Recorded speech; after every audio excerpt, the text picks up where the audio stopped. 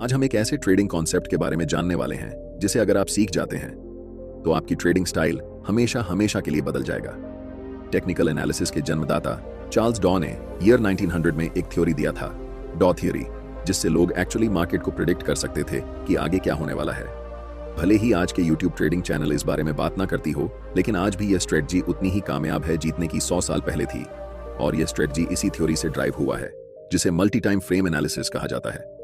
इस वीडियो में मैं आपको समझाऊंगा कि कैसे आप हायर टाइम फ्रेम से लेकर लोअर टाइम फ्रेम तक चार्ट्स का एनालिसिस कर सकते हैं और अपने ट्रेडिंग डिसीजन को बेहतर बना सकते हैं। तो सबसे पहले समझते हैं कि मल्टी टाइम फ्रेम एनालिसिस होता क्या है।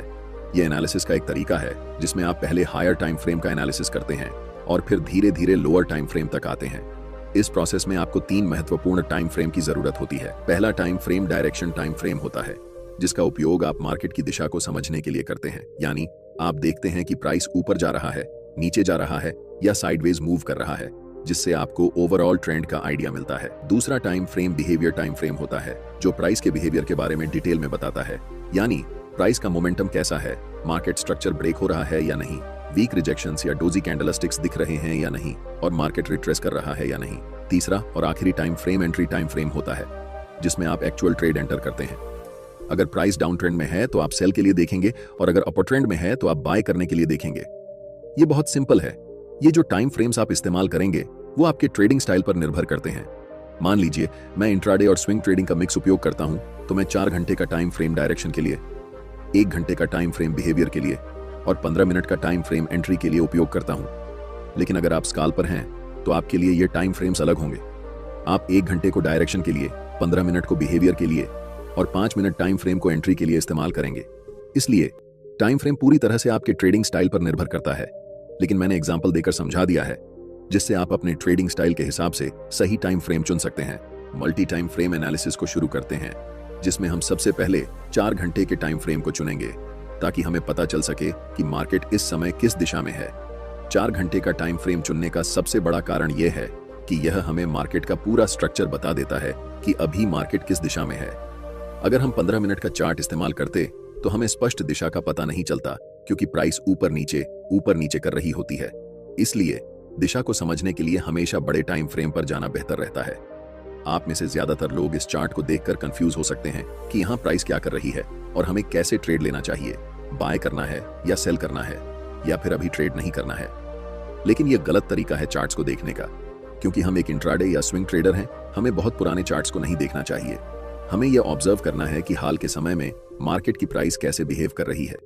अगर हम ऐसा करने लगें तो हमारे चार्ट्स पर बहुत सारे सपोर्ट और रेजिस्टेंस लाइंस बन जाएंगी, जिससे आपका चार्ट बहुत जटिल हो जाएगा और आप ट्रेडिंग डिसीजन नहीं ले पाएंगे। सोचिए, अगर आपके चार्ट्स पर इतनी सारी लाइंस हों तो आप कैसे समझेंगे कि इस समय प्राइस क्या कर रही है। 4 घंटे के टाइम फ्रेम में हमारा चार्ट बिल्कुल स्ट्रॉन्ग अपर ट्रेंड में दिखाई दे रहा है और इस समय प्राइस कंसोलिडेशन कर रही है। इस कंसोलिडेशन जोन का सबसे पहले हम हाई मार्क करेंगे और फिर कंसोलिडेशन जोन का लो मार्क करेंगे। चार्ट्स पर इन दोनों लाइंस को बनाकर हम वेट करेंगे। सबसे पहले हम मार्केट को डिसाइड करने देंगे कि उसे किस दिशा में जाना है। इस समय मार्केट दोनों तरफ जा सकती है, या तो अपना ट्रेंड कंटिन्यू कर सकती है या फिर यहां से रिवर्स डाउन कर सकती है।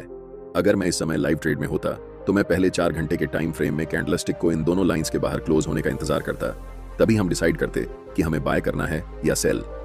अगले कुछ कैंडल्स में प्राइस लोअर लो के नीचे कैंडल क्लोज करती है। ऐसे समय में ज्यादातर नए ट्रेडर्स सेल पोजीशन में एंटर करते हैं। मैं चाहता हूं कि आप ध्यान से देखें कि इसके बाद प्राइस क्या करती है। अगले ही कैंडल में एक बड़ी ग्रीन बुलिश कैंडल बनती है। अब जो मैं आपको बताने वाला हूं उसे ध्यान से सुने, क्योंकि ये चीज आपकी ट्रेडिंग स्टाइल को हमेशा के लिए बदल सकती है। मैं आपको एक सीक्रेट टिप दे रहा हूं, बिल्कुल फ्री में। अभी चार्ट्स 4 घंटे के टाइम फ्रेम में हैं और हम देख सकते हैं कि ये एक स्ट्रॉन्ग अप ट्रेंड है। लेकिन जैसे ही हम चार्ट्स को 1 घंटे के टाइम फ्रेम में बदलते हैं तो हमें दिखता है कि प्राइस धीरे धीरे नीचे की तरफ जा रही है। और जब हम 1 घंटे के टाइम फ्रेम को 15 मिनट के टाइम फ्रेम में बदलते हैं तब हमें चार्ट्स पर एक स्ट्रॉन्ग डाउन ट्रेंड दिखता है।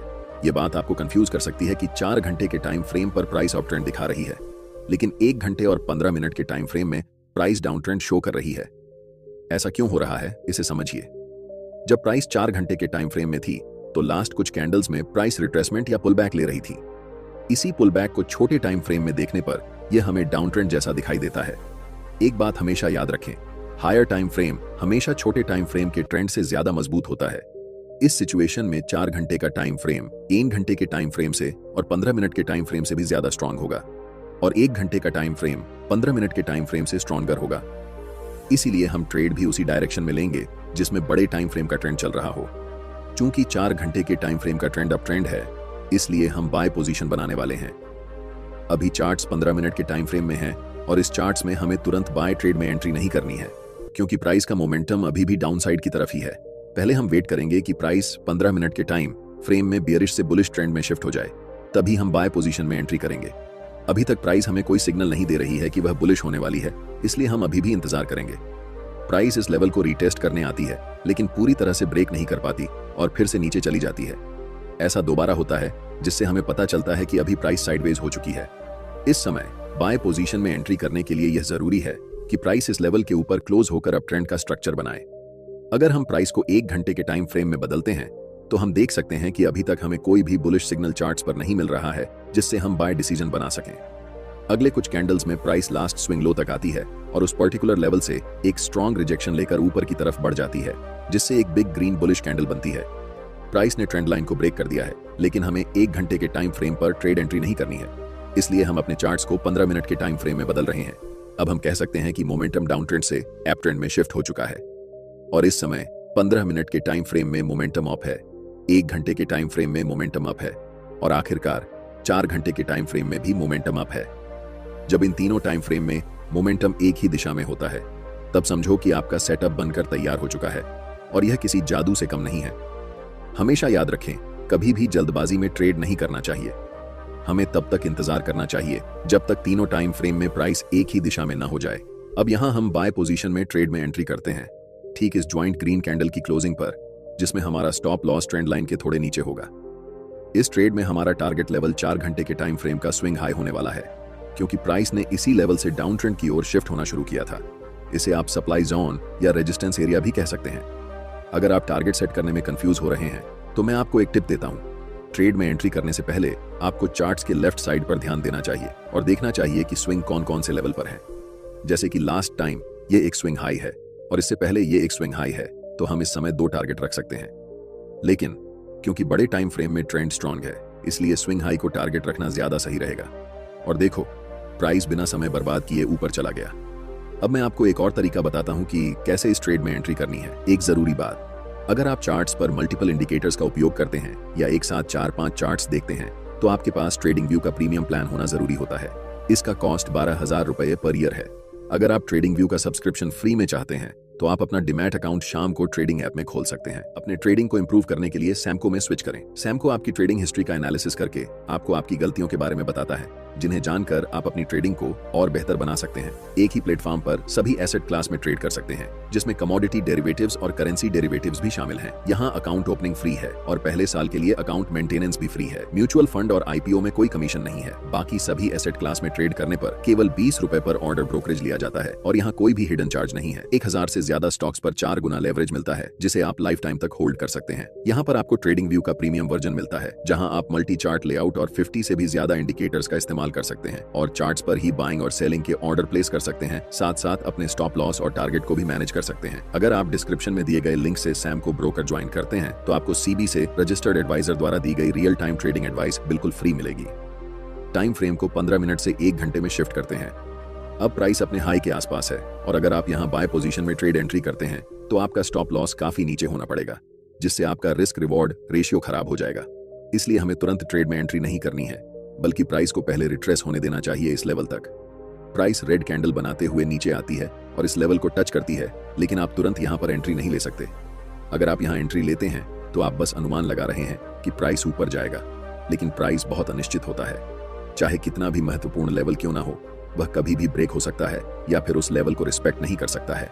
इसलिए हम इंतजार करते हैं कि मार्केट पहले कंफर्म हो जाए कि वह किस दिशा में जाने वाली है, उसके बाद ही हम ट्रेड में एंट्री करेंगे। आप अगर अपनी इच्छा के अनुसार ट्रेड करेंगे, तो यह एक खतरनाक तरीका हो सकता है। कभी भी मार्केट में सरवाइव नहीं कर सकते हैं, चाहे आपके पास कितना भी कैपिटल क्यों ना हो। अधिकतम 1 सप्ताह लगेगा और आपका कैपिटल डूब जाएगा। इसलिए हमेशा कंफर्मेशन का वेट करना चाहिए। अब प्राइस को 15 मिनट के टाइम फ्रेम पर शिफ्ट करते हैं। अगर आप देख रहे हैं कि प्राइस अभी भी डाउन ट्रेंड में है, तो हमें कुछ नहीं करना चाहिए। जब तक हमें इस लेवल के ऊपर एक स्ट्रॉन्ग ग्रीन कैंडल के साथ प्राइस क्लोज नहीं कर जाती, तब तक इंतजार करना जरूरी है। एक बार फिर प्राइस प्रीवियस स्विंग लो को ब्रेक करती है और अगले कुछ कैंडल में एक स्ट्रॉन्ग ग्रीन कैंडल बनाते हुए ऊपर की तरफ जाती है और इस लेवल के ऊपर स्ट्रांगली क्लोज हो जाती है। यहां पर एक कारण है कि प्राइस इसी पार्टिकुलर लेवल से रिवर्स क्यों हुआ।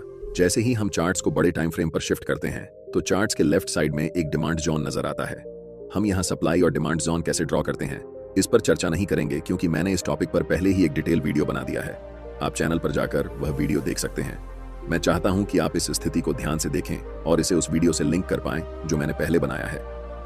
अब हमारे पास 3 कंफर्मेशन है। फर्स्ट, 15 मिनट के टाइम फ्रेम में ट्रेंड अप है।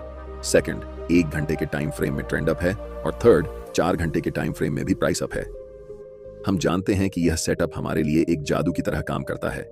इस कैंडल की क्लोजिंग पर हम बाय ट्रेड में एंट्री करेंगे जिसमें हमारा स्टॉप लॉस कैंडल के लो के पास होगा और take profit next swing high पर होगा।